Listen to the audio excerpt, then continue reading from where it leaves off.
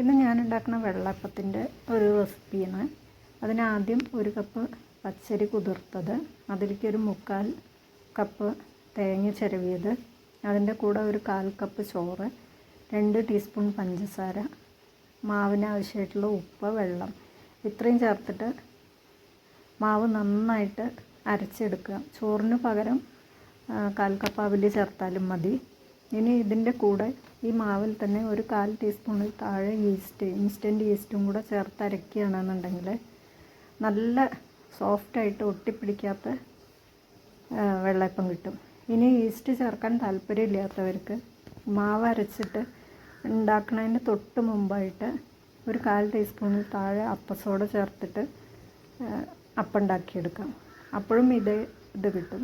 ഇനി ഇതെല്ലാം ഒന്നും ചേർക്കാൻ താല്പര്യമില്ലാത്തവർക്ക് പഴയ അപ്പത്തിൻ്റെ മാവ് ബാക്കിയുണ്ടെങ്കിൽ അതൊന്നൊരു 2 ടീസ്പൂൺ അരയ്ക്കുമ്പോൾ ചേർത്തിട്ട് അരച്ചാൽ മതി.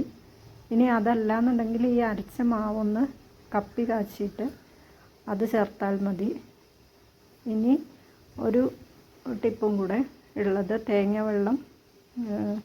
പഴയ തേങ്ങ വെള്ളം എടുത്ത് വെച്ചിട്ട് അത് പുളിപ്പിച്ചിട്ട് ആ പുളിച്ച തേങ്ങ വെള്ളം ചേർത്താലും അപ്പം നല്ല സോഫ്റ്റായിട്ട് കിട്ടും.